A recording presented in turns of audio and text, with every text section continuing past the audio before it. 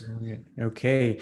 Well, hi, everybody. Thanks for joining us today. My name is Ricky Siddiqui. I'm part of the medical team at the Expert Institute, and it's my great honor to be part of this discussion on such an important topic, especially on the eve of a couple of major dates, one being Veterans Day and the other being the date of the inception or the birth of the Marine Corps, which took place on November 10th, today, in 1775. So that's just incredibly apropos to the subject matter that we're going to be talking about. So really the purpose of today's presentation is to give an overview of the research that exists on primarily the non-presumptive illnesses in the Camp Lejeune litigation. The approach we're going to take is to focus on illnesses that our firm at the Expert Institute gets asked about quite a lot as we navigate these pending lawsuits against the US government. So what we're going to do is categorically go through some of what we feel is the most compelling research that focuses primarily on cancers that exist outside the presumptive illness list. So here is the agenda. And basically, it's what I've just outlined for you. And I want to sort of introduce my co-speakers. First and foremost, my colleague, John Romano, who, of course, is a partner at Romano Law Group, with whom we at the Expert Institute have had a long relationship and who's just really been a tireless advocate of our work, as well as Wendy Kettner, Senior Vice President of Medical Affairs at the Expert Institute. John and Wendy will be here to fill any gaps as needed and help answering any questions you guys have at the end of this as well. So I think what I'll do now is pass to John, who has got a spiel for you. So John, whenever you're ready. Well, let me start by saying happy birthday, Marines. When I first went on active duty, I remember it was an unusual thing where all these Marines on November 10th were saying happy birthday. And I learned quickly Marines do that. And today, November 10th, is indeed the birthday of the United States Marine Corps. And yet we're here to discuss, to analyze, to evaluate a matter where we have all of these Marines and as a team, their families and people who worked at Camp Lejeune, putting their lives on the line to help us, to protect us. And yet at the very same time, during this period from approximately 1956 to 1987 or so, it was not only a time where they were unprotected, but being harmed while being at Camp Lejeune and being exposed to the water contamination. So what I wanted to do is briefly walk through some hints, some do's, some don'ts for advocates and lawyers on what we are doing in the handling of these cases. So if you have your pens ready, I'm going to go through these quickly. Number one, in your marketing, in your advertising, in your promotion, be 100% truthful, be accurate. There is no room here for those who want to mislead and take people down a path where they should not be taken. There have been some just horrid instances of just that happening. So for those of you listening, just make sure you are telling your marketing people and those who assist you in obtaining cases or meeting with clients, be truthful. There is nothing wrong with telling a potential client, I don't know. I don't have the answer. I'll find out. That's part of what we need to do as good lawyers is get the answers for them.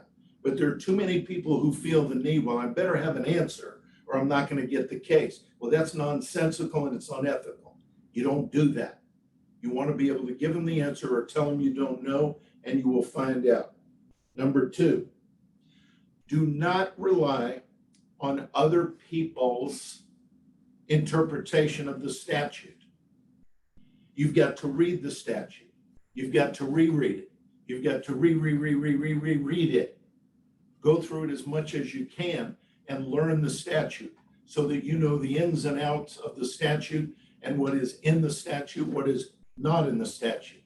For example, I have said on one occasion, I know others have said on many occasions, things about the presumptive illnesses or diseases contained in the statute. Well, the answer is there are none. They're not in the statute. They're elsewhere. And we're going to talk about that in a little while. All right. Number 3. The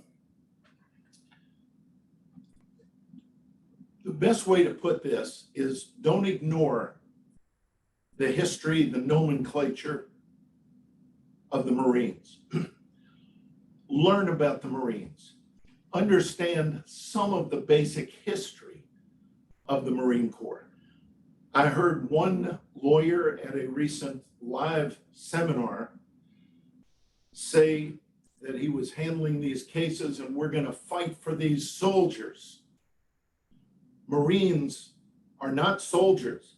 Soldiers are in the Army. If you call a Marine a soldier, some of them, you're insulting them. Now, there may be some who are saying, well, wait a minute. Wasn't there a time when Marines were referred to as soldiers of the sea?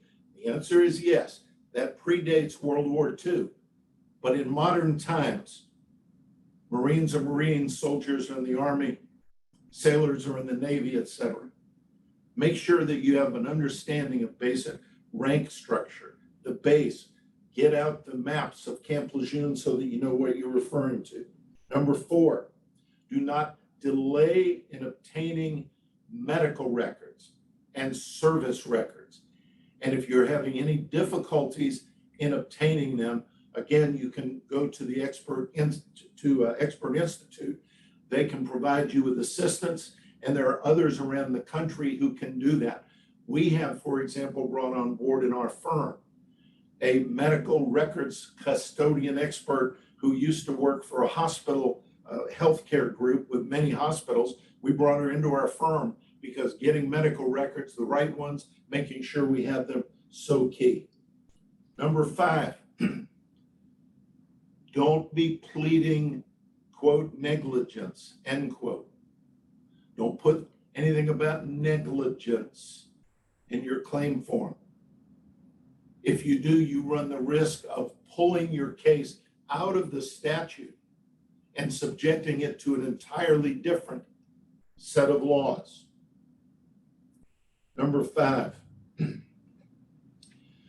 don't confuse the Camp Lejeune Justice Act with other statutes. It differs vastly from the Federal Tort Claims Act. It differs vastly from the Military Claims Act. There are many statutes like that where people are mixing things up. I heard somebody talk the other day about identifying a particular claim form. I said, hold on, that's a claim form from the Federal Tort Claims Act. Somebody on down the line, like a federal judge or the government, may say, you can't use that form in what you're doing in these cases. That will be an issue. Don't give an opponent the gift of an issue like that. Number 7, some lawyers around the country are already in communications with the government. My suggestion is be cautious about agreements you enter into or stipulations. Those stipulations now may affect your client in the future in a negative way.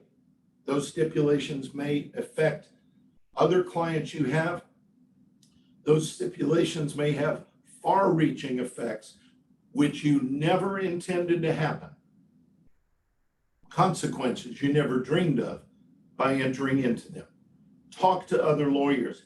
Get on the AAJ listserv for the Camp Lejeune litigation group of AAJ. Very, very important, the role that litigation group is playing in what we're doing here on the Camp Lejeune cases. Number 8, there are rumors all over America regarding the Camp Lejeune cases.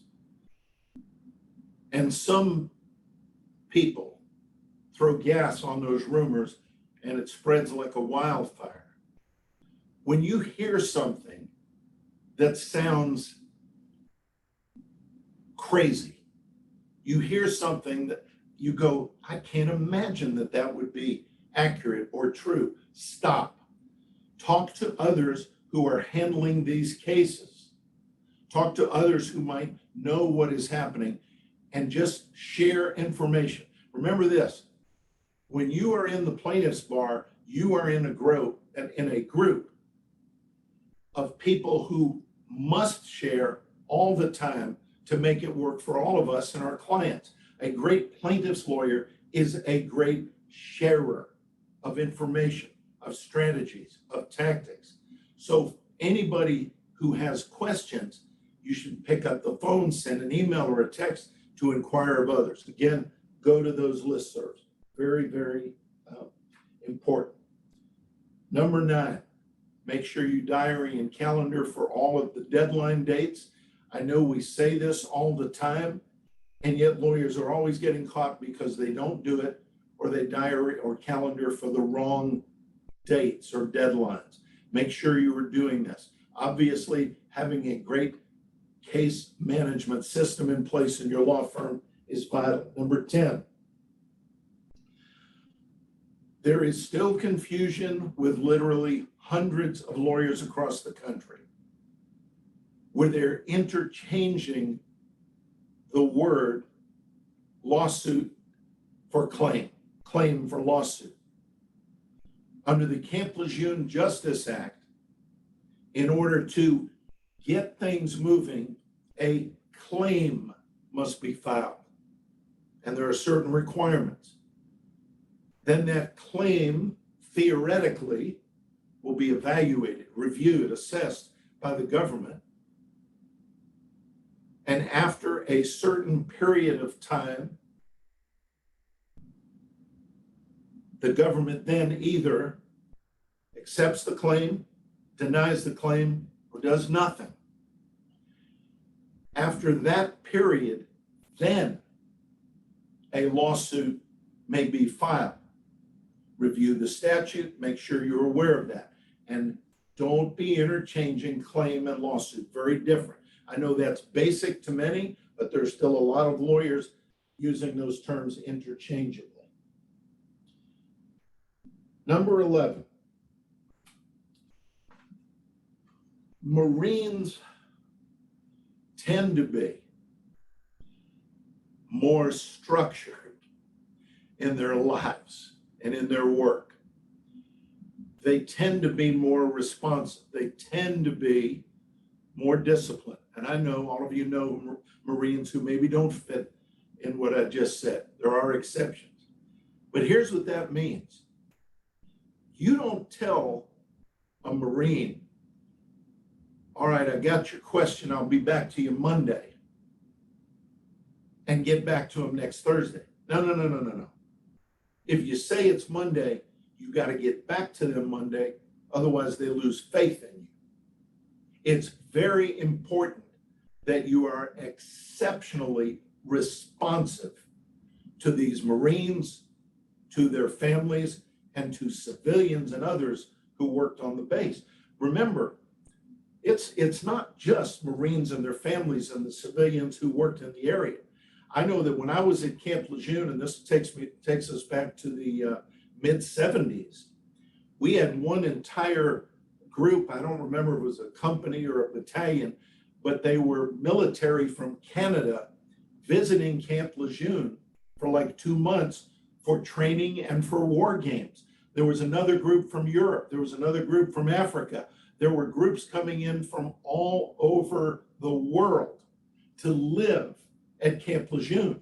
So these cases may involve people who were in other military units for other countries. They're all over. Be very, very responsive. And finally, I know I talked briefly about the rumors. Don't panic about anything. It seems like daily there's some newspaper article, a bulletin, or somebody says something or does something, and I see 50 emails where everybody's in a panic. Relax and just don't go crazy over what you see without checking it out, because a lot of it is out there and it's not good and solid information. Again, if you are on that AAJ listserv, you're going to get good and solid information.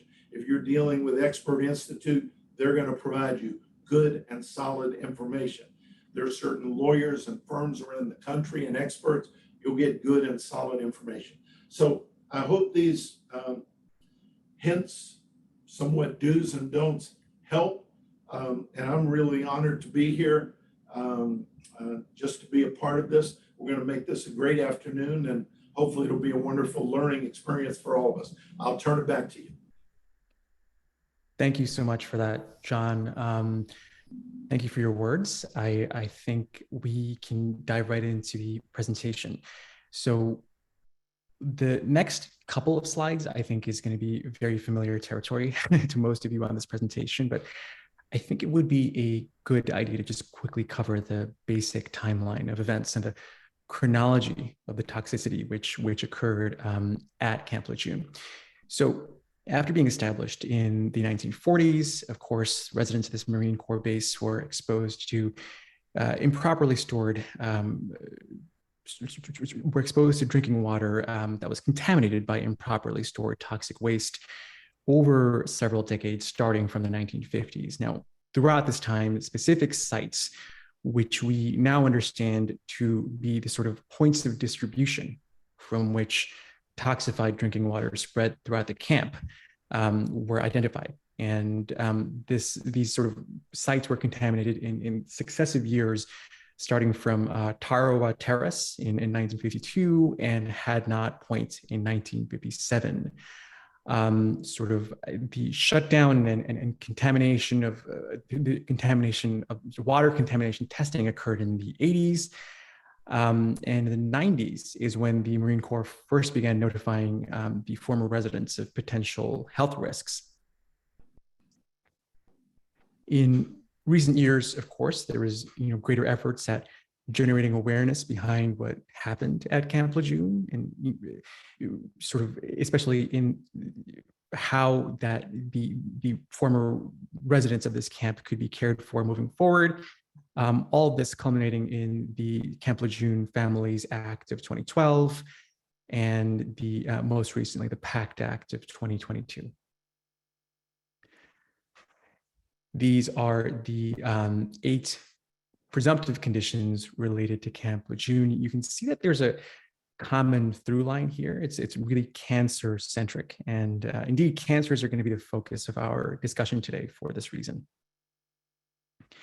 Okay, so now we get to the list of illnesses which are outside of the presumed list, but which many of our clients here at the Expert Institute have been asking us about.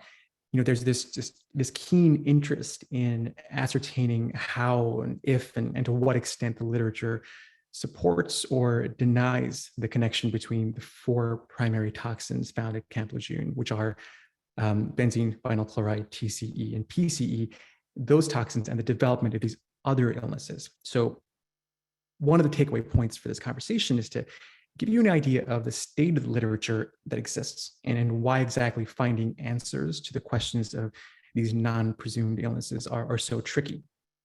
But before we get into it though, I think it's really important to talk about strengths of studies, right? Why certain studies are considered to have less epidemiological power than others. So you're all familiar with these terms, I think, to some extent, I'm sure, but it's really worth noting how each of these study types differ. So the lowest quality of evidence starts with case reports, which are basically isolated observations in non-controlled settings that are just sort of incidentally observed by somebody and they write up a publication on it.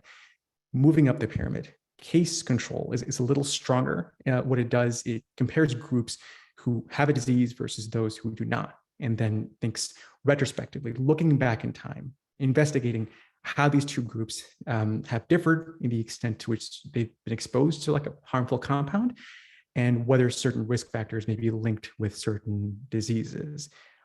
Moving up further, next is cohort studies. And what usually happens is population of people are observed, monitored forward through time in order to get a grasp of whether certain groups fare better than others. Now, obviously, we're in this sort of territory where we run into these ethical hurdles where you have to take into account that you can't just experiment on human beings when things like toxic chemicals that cause cancer are in play. It's difficult to sort of ethically continue along this track. And if you just sort of follow a group progressing through time who are exposed, it becomes sort of an ethical gray area. It's not something that's correct to do. Moving up the pyramid, next is randomized control trial. Similarly, it's a study design that is it randomly assigns participants into an experimental group versus a control group in real time. So, and you can probably extrapolate this by now, but these experiments can't be done when you're trying to analyze human outcomes secondary to things like TCE, PCE, benzene, vinyl chloride exposure, just not ethical. Moving up to the top of the pyramid, a meta-analysis is a study about studies. It's really the gold standard, right? It's an overview of multiple other types of studies and kind of an amalgamation of the information contained within those studies, and resulting in findings that are just really high in statistical power. What meta-analyses do is give you this just great 30,000-foot view of what's going on. But I think we'll touch upon this a little bit. Sometimes the details of the studies contained within meta-analyses get lost in the fray when you consider so much information at such a high level. Okay, I see I'm getting a couple of questions. Some folks are asking if you'll receive a copy of the presentation and the slides. I think they should be made available to you for download. So the answer to those questions is yes. Okay. So we'll dive right in into prostate cancer. This is, I think, the disease we get asked about possibly the most from our clients. We were just speaking of meta-analyses, and the one that is most commonly cited when we're talking about prostate cancer is one done by Wartenberg. What they did is a review of 80 publications and determined that, okay, while elevated rates of prostate cancer in response to TCE exposure are not statistically significant in some studies, other studies have shown positive statistical significance with regards to TCE exposure and prostate cancer. Some of these high quality studies are referred to by the authors as so-called tier 1 studies, which basically mean that they're well designed and the information from those studies are easy to pick up and draw conclusions from. And one of those tier 1 studies, I think you're going to see in this next slide, shows that, yeah, there is a statistically significant association between TCE exposure and prostate cancer. But, being a 30,000-foot view, which is what a meta-analysis is, relies on a bunch of studies. And it doesn't serve, the conclusion very much if few or if only one of those studies point in the direction of a positive correlation, in this case with TCE and prostate cancer. So the overall conclusion that was reached by Wartenberg is, okay, yes, one study did reach this conclusion, but others have not, or others were kind of muddled or sort of on the fence about their conclusions. So maybe just this one study might not be enough, but it is interesting to note that somebody did find a connection between these two causes and outcomes. So next we go to Carillon's investigation of workers in a chemical manufacturing plant in New York State. The primary goal of the study was to really focus on cardiovascular diseases. Prostate cancer just happened to be something that they secondarily analyzed as well. And what they determined is that it was just too few people acquired prostate cancer in that study period to make a real clear determination as to whether it could be linked with things like vinyl chloride, for example. And here's sort of the a little screenshot from that article, sort of that highlights the fact that yes, a small group of individuals did get prostate cancer, but it's just not enough to draw firm conclusions from.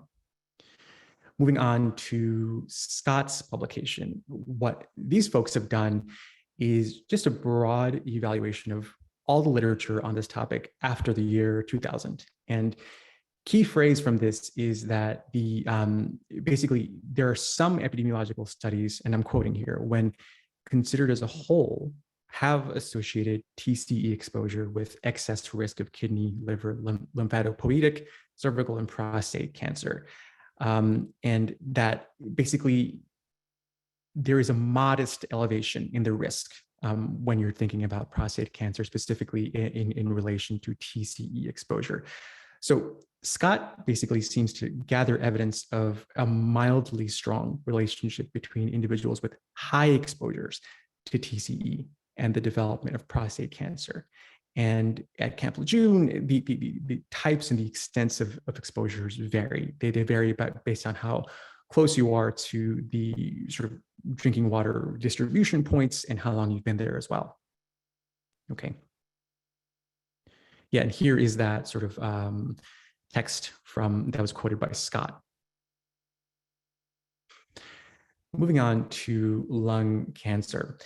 Interesting to note that lung cancer was not included in the original 2017 ATSDR report, but in 2018, they did a survey where Marines were asked to basically self-report on whether they had certain illnesses in the wake of serving at Camp Lejeune. 8.1% of those survey respondents, and keep in mind this is a survey, so there's a lot of uncontrolled biases at play here, but 8.1% of those survey respondents reported that, yes, I have lung cancer after having served at Camp Lejeune. So, yes, it's a survey, it's kind of a non-scientific assessment, but it really does paint a picture of a population that's concerned for their well-being and who might kind of intuit that they're chronically ill because of their time at that military camp. Chu et al., the first point there is kind of an important meta-analysis. Basically, they've found some statistically significant rates of TCE-induced lung cancer in certain animal studies, specifically mice, but not in other animal studies. And those studies were, by this point, done about 20 years prior. What's really important to note here, as you sort of discover new literature on this topic that I'm sure will come out in the coming months, important to note that animal studies can be a compelling first step, but they really don't hold a candle to observations made in human beings. Animal studies can be an important first data point, but it's not definitive. Okay. So before we go further, it's pretty critical to note that compounds found at Camp Lejeune are volatile organic compounds, which means that they're easily inhaled. So you can kind of mentally draw a correlation between an inhaled toxin and the potential for lung cancer. That kind of makes intuitive sense.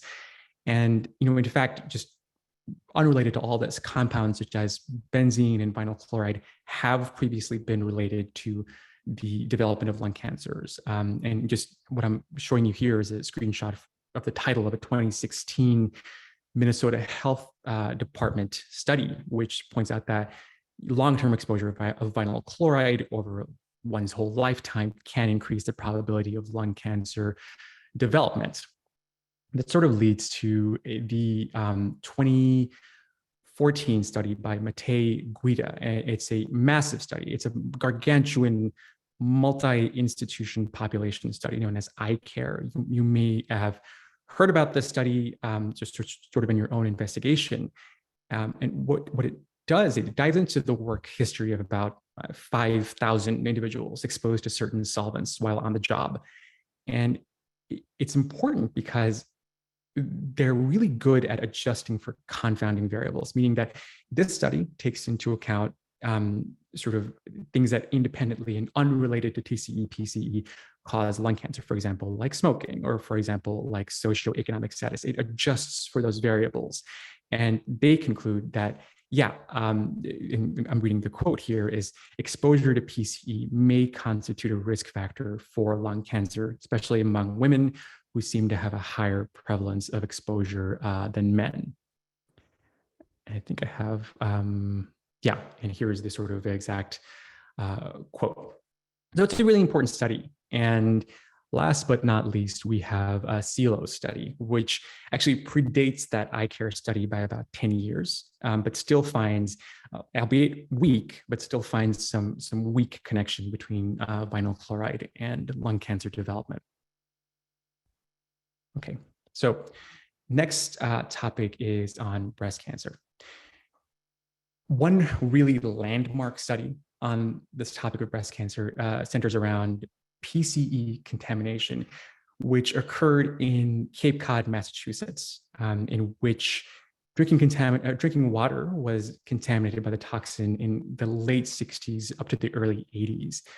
And a couple of studies target this very robust data set. And there's one by Ashengrau and one by Yoon. One of the most important findings from this Cape Cod study is that PCE levels reached 18,000 parts per billion. And just by way of comparison, in Camp Lejeune, they reached about 215 or higher than 200 parts per billion. So definitely lower quantities at Camp Lejeune. And a lot of people sort of make the leap in comparing these two outcomes. Well, Cape Cod is like Camp Lejeune, they might think. But it's really important to take into account this concentration difference of the toxins. The Cape Cod was way higher, much, much higher. So Ashengrau and Yoon address this data set from Cape Cod, and they conclude that highly elevated levels of PCE are in fact correlated with breast cancer. And finally, Gallagher's study sort of builds upon this and sort of builds upon additional sort of data from that Cape Cod study and uses new technology to understand the exposure and the risks behind sort of what this high PCE level means for the human body. And Gallagher also concurred that, yeah, there is a slightly elevated risk for breast cancer for highly exposed women. And this is sort of layering upon the work of Ashengrau and Yoon. And yeah, here is a sort of screenshot from the actual study saying that, yeah, so when there's a suggestion that women with higher or the highest PCE exposure have a small to moderate increased risk of breast cancer. Okay. So now we're getting into the realm of progressively weaker and weaker associations, right? Where the research that exists is currently not as strong, or simply put, that there just hasn't been significant research effort committed to this direction. So the ATSDR did sort of an analysis of their own, and one of the studies they point to is by Buffetto, who basically, based on their own exploration of workers who are exposed to vinyl chloride, found that mortality from brain cancer cannot be excluded. And that's telling, but sort of it's just something on the border of being of minor statistical significance to something really worth considering. However, this is supported by an interesting study that we found, which investigated data from the California Cancer Registry, looking for this type of cancer called primitive neuroectodermal tumors, or PNET, P-N-E-T, among young children under 6 years old. So they found that exposure to compounds such as PCE and TCE resulted in higher rates of central nervous system tumors. By central nervous system tumors, I mean tumors that originate in the brain or the spine. What's interesting about these findings is that part of what they talk about has to do with birth exposure. So meaning in utero. And if someone is exposed to these compounds, there is a likelihood of these brain tumors. And the findings, the conclusions drawn by Bofetta were statistically significant. And the sort of purview is sort of risks in young children up to age 6. It's interesting to me, and I think this is going to be like a recurring pattern in really any discussion about Camp Lejeune, is what we're really talking about is multi-generational trauma, right? Yes, it originally impacted a set group of folks who lived at the camp, but there is a carryover to their children and beyond. That sort of is a lingering mark of having been exposed to those toxins at Camp Lejeune. Okay. And so that sort of study that was conducted on the California population was by Ondine. I want to sort of get the authors' names correct here. Small side note, a lot of our clients ask us about malignant melanoma, whether that has anything to do with having been at Camp Lejeune. To date, we were able to find nothing that is actionable, nothing that is really significant connecting melanoma to Camp Lejeune toxin exposure. Okay, so next topic is oral cancer.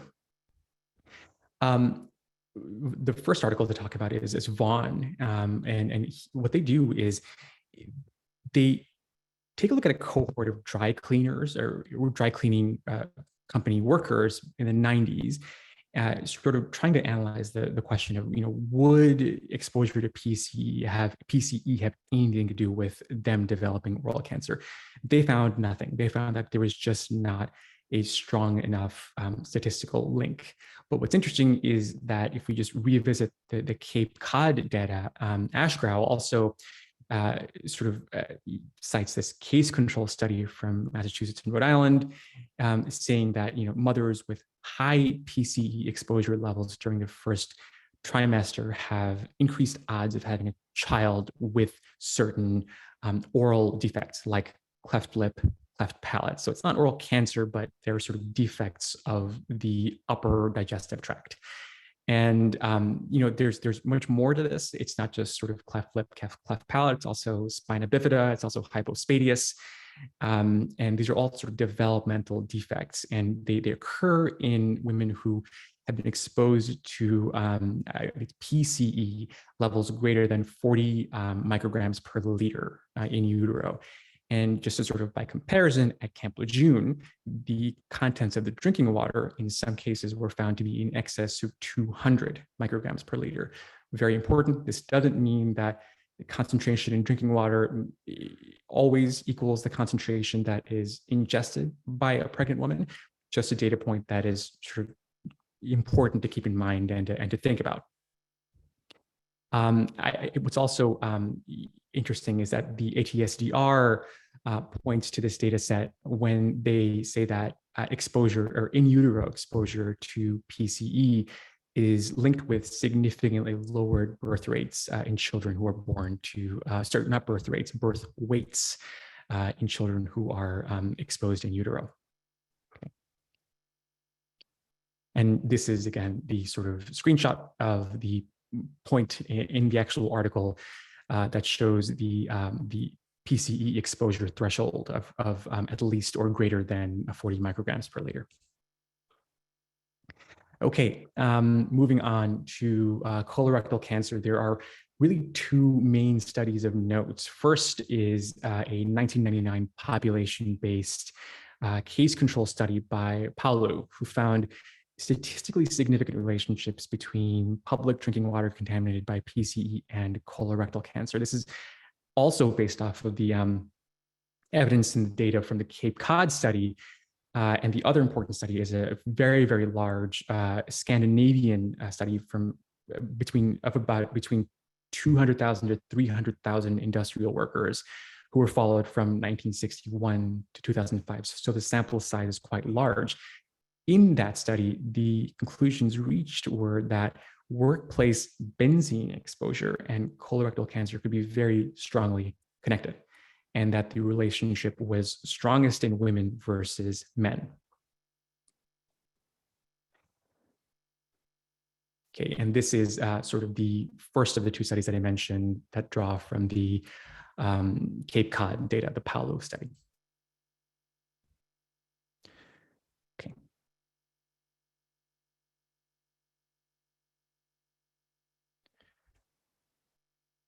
Okay, and this is sort of the last one here is noteworthy because it gets to a detail level that I think is higher than other colorectal related cancer studies that I've seen. And it not only says, yeah, there is a sort of relationship between workplace benzene exposure and colorectal cancer, but, and yeah, that connection is higher in women, but it goes so far as to say that the biggest risk source has to do with cancers of the ascending and transverse colon. It's the two segments of the colon, and sort of in the middle of your belly and on your left side. And basically, it's noteworthy because it's rare for studies to get into that much anatomical level detail when they're trying to connect toxic exposure and cancer. Usually, studies are a lot more vague and a lot more broad. They'll say something like, oh, it's just, there is a risk of cancer, but it's rare for them to actually identify like an anatomic location.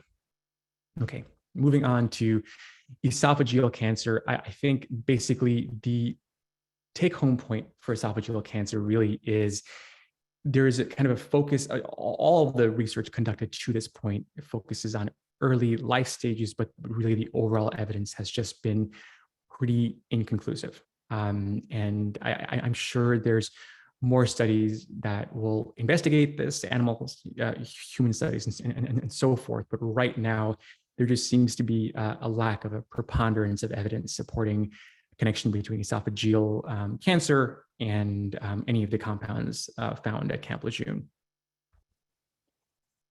I think that's basically the end of my my spiel. Thank you for bearing with me, guys. But at this point, what I would love to do is hand it over to my colleague, Dr. Kettner, who is going to run through a little bit about what the Expert Institute does and how we can help progress your claims. Thanks so much, Ricky. Really appreciate it. So the first thing that I want to show you is due diligence on any expert. So we designed and built Radar specifically to level the playing field between the plaintiffs' firms that we support and the defense and insurance companies. And we have data from over 40 different sources placed all in one sort of location for you. We have everything Westlaw has, LexisNexis, Bloomberg, plus more information. And in addition to all of this data, we have skilled legal researchers scrubbing these profiles for completeness and accuracy. This information would take hours upon hours for any attorney and paralegals to pull together, hours that you can't get back or charge the client for. Everything we do, keep in mind as I go through some of the services, is billable back to files. One of the most compelling parts of Radar is that we monitor this information for you on an ongoing basis. So if an expert that you're tracking puts out a new publication, their testimony gets challenged, they get a DUI, they tweet something inflammatory, you'll get a notification. And we have details on every case in which the expert was involved, understand which party hired or retained them. We have their deposition and trial transcripts, the outcome of the case, the attorneys representing both sides. We also have the details on every challenge they've faced, including a summary of the matter, the expert's involvement. We identify other attorneys who have successfully challenged the expert's testimony and uncover the legal reasoning behind each motion. So this is just an invaluable tool to have the most accurate, up-to-date information on defense experts as well as your own experts. Next slide, Ricky. We have 65 physicians on staff with over 40 different specialties. I've been at Expert Institute 7 years. We all think like plaintiffs' attorneys, and our goals are aligned to help get your clients the highest verdicts and settlements that we can. We can do full medical record reviews, help with strategy. We can review your mass tort files and even do case ranking analysis, give input on bellwether selection. We're of course helping our PI and med-mal clients screening for merit, making sure we understand who's liable, that we have ironclad causation and understand the full extent of the damages in some cases. But most importantly, we want you to think of us as sitting down the hallway, ready to help you and your clients in any way we can.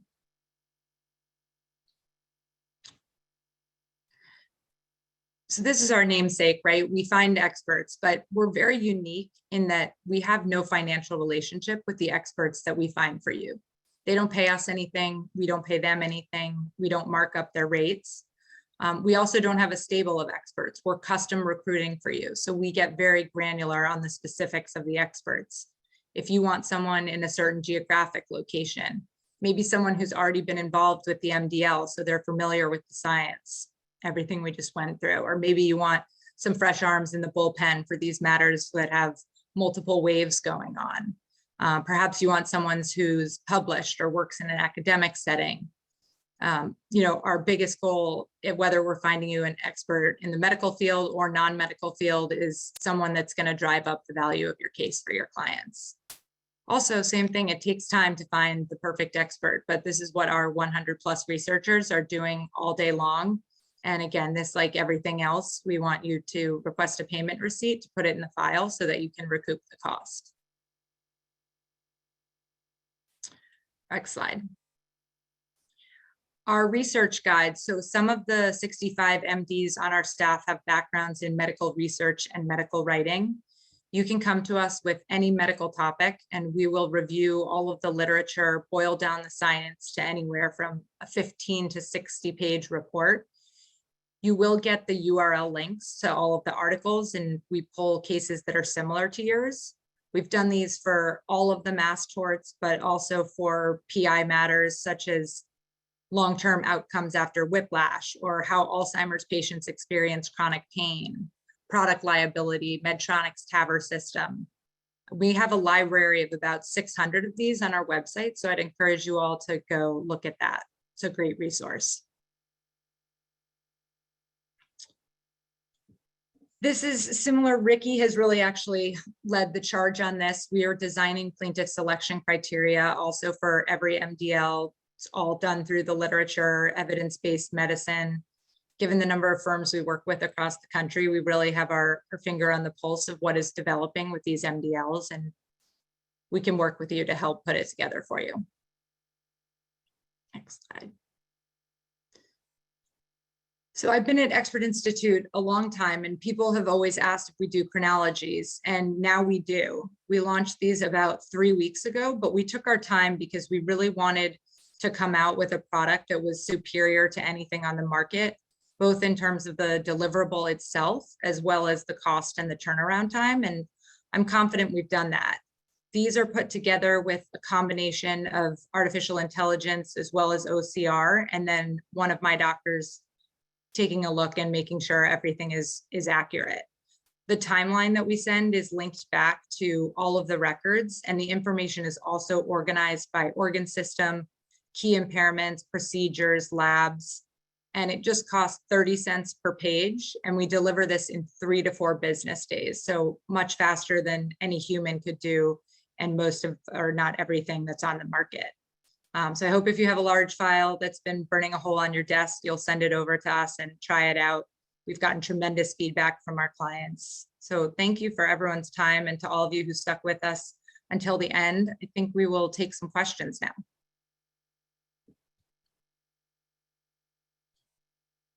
Got it. Okay. One of the questions that are being asked has to do with, so what else is known, or what else is known about this sort of data set, or from the Cape Cod findings, where this population in New England had contaminated drinking water, just like in Camp Lejeune. I sort of mentioned this before, but what's really important to think about is the intergenerational nature, right, of what toxic exposure does to a population, and how these effects sort of carry on toward future generations. And with regards to this Cape Cod study, one of the original sort of authors, Ashengrau, published in 2020 that folks who have been exposed to that contamination decades prior actually have had greater odds of developing drug abuse habits later in life. So if you can just sort of imagine the length of that impact, right? If the exposure sort of theoretically ended in the 80s, and these folks who are grown up to become adults decades after that have been traced as having higher drug abuse potential.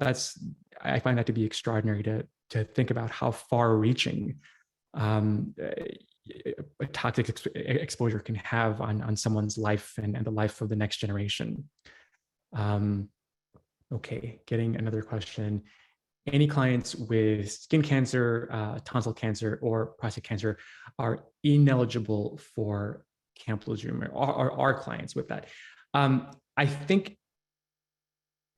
I think maybe John could answer this a little bit better than me, but my understanding is only folks whose diagnoses line up with the presumptive illnesses can sort of file. Is that correct, John?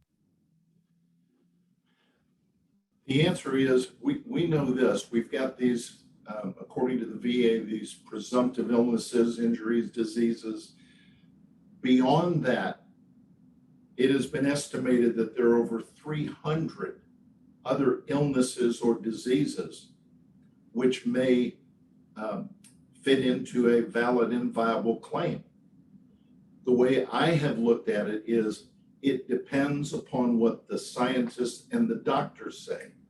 So if I have any question in my mind, I am making certain that I have that client in the hands of a medical doctor or his or her records reviewed by a medical doctor in order to get an opinion.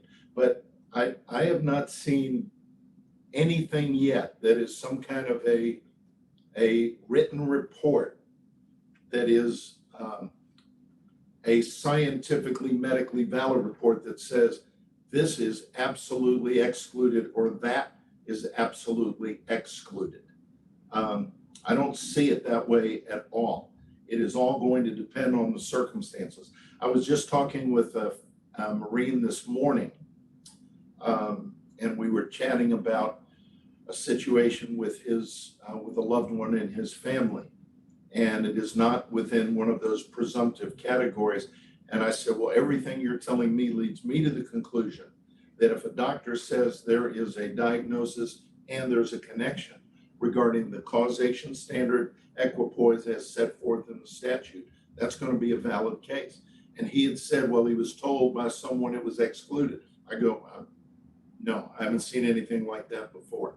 So if there is something like that, I mean, I want to see it. But I haven't seen anybody come out with a report saying under the Camp Lejeune Justice Act, these types of specific illnesses or injuries are excluded, and here's why. I haven't seen that.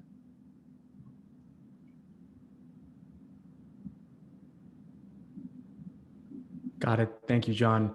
And another question, I think, John, for you is, what if the former Marine received a bad conduct discharge? Are they still eligible? And the question is phrased, eligible to recover? Very interesting. We were at a seminar probably a month or so ago where a similar question was asked. A bad conduct discharge, a dishonorable discharge, believe it or not, there is a difference. These are discharges that are determined by a court of law through a court martial. A dishonorable discharge would be a general court martial. A bad conduct discharge could come through a general court martial or what is called a special court martial. You lose certain rights and status, but I have not seen anything that would indicate that because of either a bad conduct discharge or a dishonorable discharge, you therefore are not eligible to file a claim under this act. So My opinion right now is no, meaning no, you're not excluded. So if a Marine otherwise fits within the criteria, he or she can file a claim, even if that person has a dishonorable discharge or bad conduct discharge. My assumption is at some point, somebody may want to, on behalf of the government, to try to litigate that issue. But I haven't seen anything like that yet. Got it. And John, another one for you. Are you aware whether children of the Marines stationed at Camp Lejeune during the applicable time period to file a claim under the CLJA, if the child's parent is now deceased, whether those children are able to file a claim? The answer is yes, they are able to file a claim. It would be a wrongful death claim, and they would bring it, someone would bring it as the personal representative of the estate, and the damages under the statute would be those damages as would be allowed for, quote, survivors, end quote, under the Wrongful Death Act of a given jurisdiction. But the answer to the general question, yes, children of a deceased Marine, water contamination causes, is where it's a cause of the death under the causation standard in the statute, will be able to move forward with a wrongful death case. Yes. There's one interesting question I think for me is any causal associations between Camp Lejeune water and depression, chronic migraines, or ADHD. Depression and chronic migraines, I'm not aware of having read anything to that extent. However, there was an interesting study by Janulowitz on ADHD. I think it was done in 2013.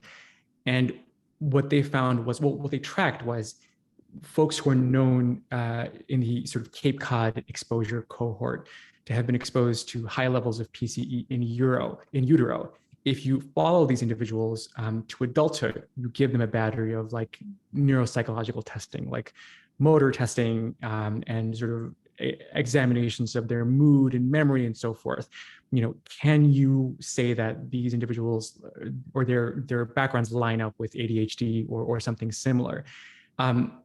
That study found that yes, like there was a connection, but the problem with the study was that there are just too few people to make that a statistically strong study, right? So one of the big through lines through all these publications is you need a sufficiently large patient group to study in order to say that yes, there is a connection. And if that patient group is not large enough, it becomes very tricky and difficult to say that there is a firm connection between the two. But yeah, really interesting question. I think the conclusion to that Janulowitz study was that simply we need a bigger group. We need more research to explore this topic. But yeah, that's something that's of ongoing interest to me. Yeah. One question asked, I thought that multiple myeloma was a presumptive diagnosis. It was. I think what either I misspoke or it sounds similar, but I did say melanoma. Melanoma is not, myeloma is. Totally different things. Trying to think if there's any other cancers or any other sort of questions. Great questions, everybody. They are. I mean, these are good thinking types of questions because it goes to the heart of either the Camp Lejeune Justice Act itself, the law, the procedure, the policy, or it swings back to the medicine and the science. And so people are putting a lot of thought into this. John, here's one for you. Since most Marines at Camp Lejeune are now retired, what other economic damages should be claimed other than past medical expenses? That is obviously going to depend, but the first thing that always comes to my mind in a personal injury case, even if somebody is retired, past meds, future meds, past wages, loss of future earning capacity.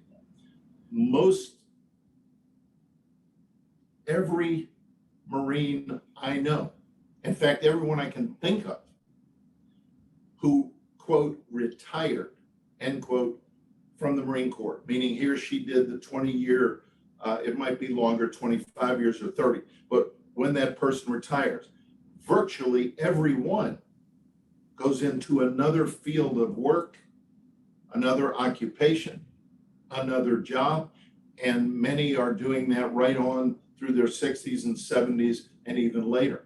So I would always be looking at everything having to do with past medical and related health expenses, future, like a life care plan, and then past lost wages, which may have been affected because of the illness, which was a cause through the water contamination, and then loss of future earning capacity. I would want to have a most likely a medical expert like a physiatrist, life care planner as to future losses, a life care plan, those sorts of things. But I would want to look to see what those experts say. There is, and I know this, there are people who were on active duty who later became experts upon leaving active duty, dealing specifically with economic damage losses, where they go into court and testify when someone who has been in the military is hurt or injured or killed, to talk about those lost benefits, lost wages, medicals, etc. So they're out there. Thanks for that answer, John. And I'm sorry to bombard you with so many, but another one for you. Do you believe the court will create a mechanism allowing estate beneficiaries to attest to standing in lieu of forcing all of them through probate/ancillary probate? Truthful answer, I have no earthly idea. Neither does anybody else. We are all trying to make that determination now. So if I have a case, let's assume that the children of a Marine come to me now and say, Mom was a Marine stationed at Lejeune. She ended up with one of the presumptive illnesses. We believe there's a case. So let's say there's a case. Does that mean in that individual case and all other cases like that all over the country, an individual estate has to be set up where in most states a probate and estate judge appoints a personal representative of the estate, and then the personal representative has to bring the actual lawsuit or perhaps even claim? The answer is nobody knows yet. I am telling people this who ask me that question. I tell people to be on the safe side right now. Get an estate set up. It's not difficult. It doesn't cost much money. It's not some kind of a major where you're trying to move the planet Earth somewhere else. It's just not that difficult. Why give the other side an issue unnecessarily? That would be just a gift. And I would not want to have certain probate or estate deadlines run by. And then all of a sudden, a judge says, you know what? You should have set up an estate in that case. And I go, oh my goodness, I don't want that as an issue. We're doing that in our cases. I am suggesting to people they need to do that.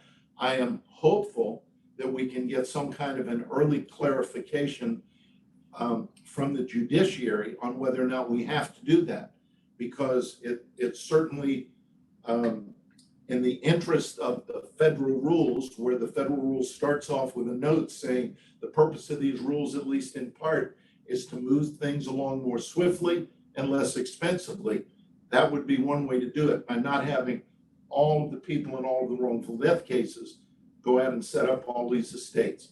But we'll need judicial insight on that. Got it. Judicial insight, here's what I mean. We're going to need a judge to tell us what we can and cannot do.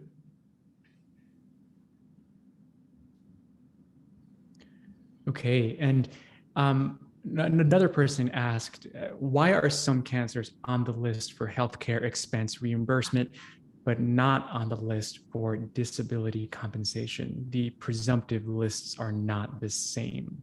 Would you have an answer for that, Sean? You know what? I don't know the answer to that question. I'm not sure as to the background as to how that occurred or why it occurred, but I can find out. And what I'll do is, if you've got that question, so that you can email that to me, Sure. I'll get an answer by, say, no later than tomorrow. I'll email it back to you, and you all can post it somewhere on the Expert Institute website. Sure. Okay. And Wendy, maybe this is one that you could help out with, asking basically about the expert search perspective. Does an economist provide an expert opinion regarding future medical care, or is that a medical expert? For any future medical care, I would use a life care planner. Those can be RNs, sometimes PhDs. If you want particularly an MD, we can do that. We can do ones that pertain to, former Marines that have experience with that. But oftentimes the life care planners are going to work hand in hand with an economist to talk about lost wages. But for what you're asking, definitely a life care planner. Look, could you do me a favor? Repeat Sure. that question. Just repeat that question. Sure. Yeah. Sorry, I have to scroll up quite a bit, but basically the question is asking, to what extent can an economist versus an MD speak to the cost of future treatment? Okay. Well, let me back up. As to whether or not future medical care and treatment is necessary, in virtually every state, that requires the opinion of a medical doctor, or it could be an osteopathic physician, but it's got to be a physician. Okay? Most states will allow a non-physician life care planner to prepare a life care plan and testify about that plan to a jury, provided the life care plan has the blessing of a physician. Okay? Example, in Florida, a physician life care planner says, here's the life care plan, and in my opinion, within a reasonable degree of medical certainty, the future, this is all needed. If it is not a physician, let's assume in Florida it is a nurse. The nurse can say, here's the life care plan, but that doesn't get you all the way around to home plate. That gets you to first or second base, maybe third base. A physician must testify in that case. I have reviewed the nurse's life care plan. It is accurate, it is valid, it's legit, and in my opinion, within a reasonable degree of medical certainty, I support it, I give my blessing to it, etc. And the language will be different in every state.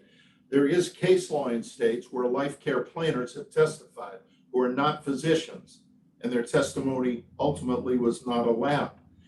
We like both physician life care planners and non-physician life care planners.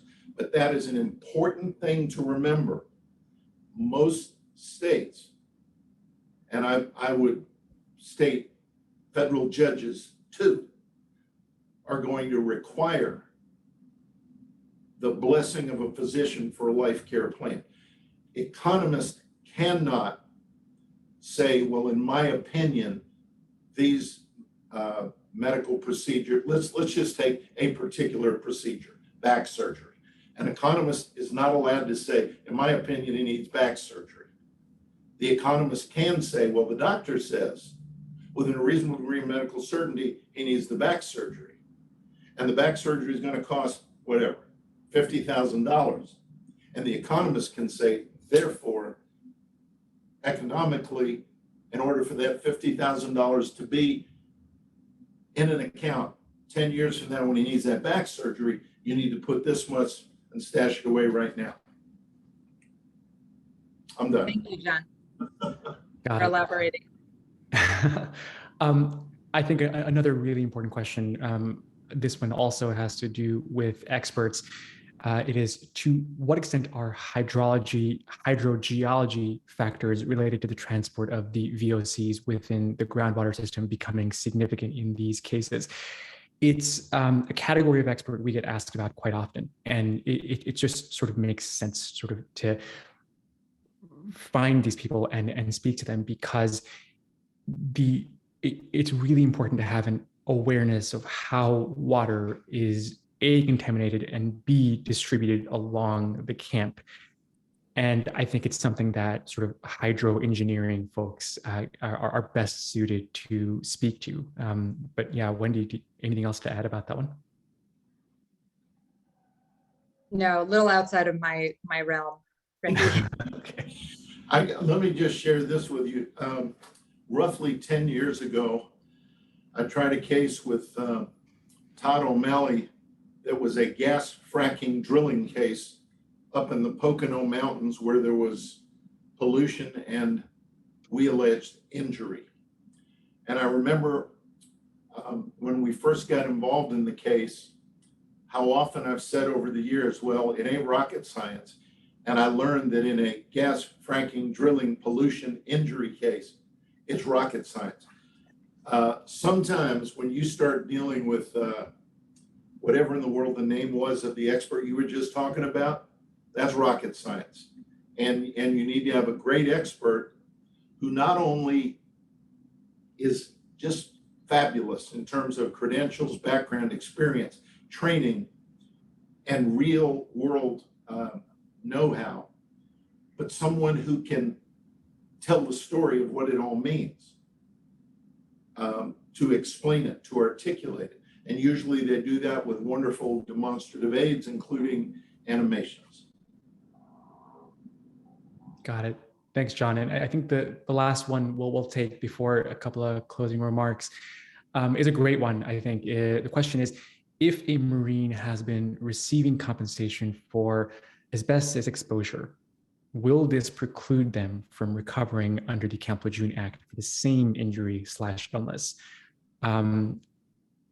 Just from a medical standpoint, I would think that, having had asbestos exposure maybe after a tenure at Camp Lejeune, it would be pretty hard to distinguish or differentiate from lung cancer caused by chemical compounds at Camp Lejeune. Although asbestos has a pretty classical hallmark that it leaves, on lung pathology that's possibly different from the kind of cancer you would get from PCE, PCE, vinyl chloride, and so forth.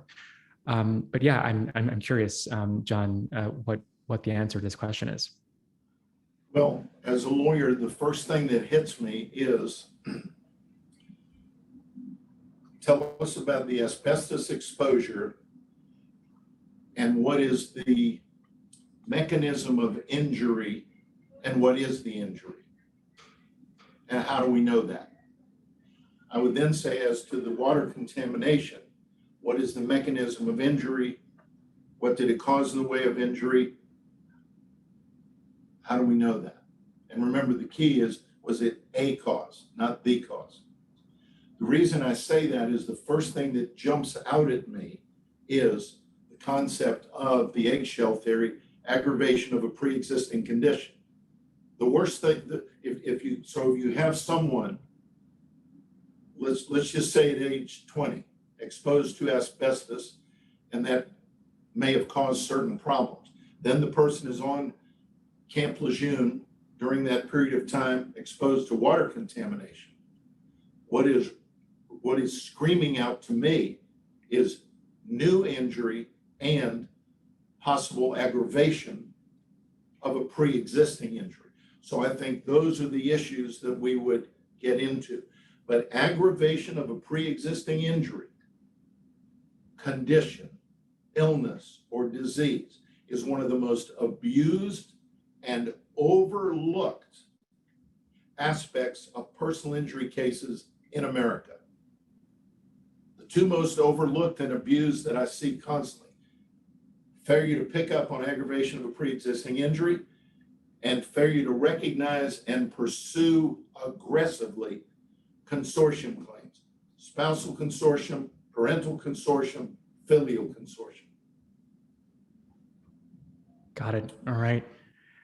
John, thank you so much. Well, I think we will conclude there. I believe John has a couple of sentences to say as we wrap it up, but I want to just let the question askers here know that I've not forgotten about these questions. They're all great. I'm going to remember them, remember who asked them, and between me, John, and Wendy, we'll attempt to individually respond to you guys and find a way to answer your questions.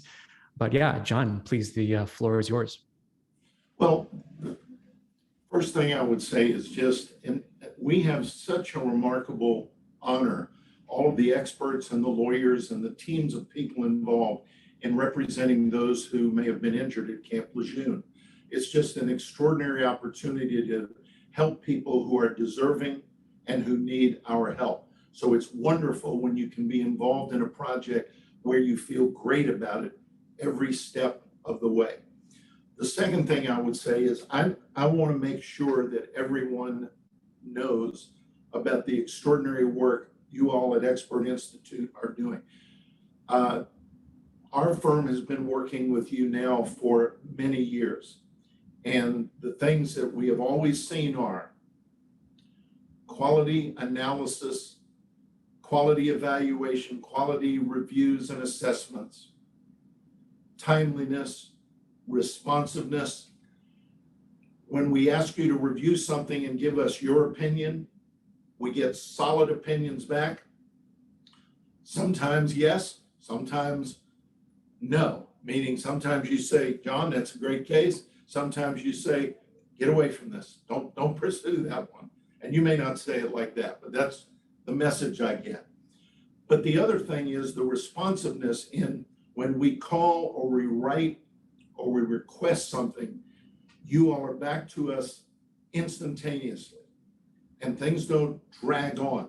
So if I say, can you have this reviewed so that I can have an expert tell me, is there a case, is there not?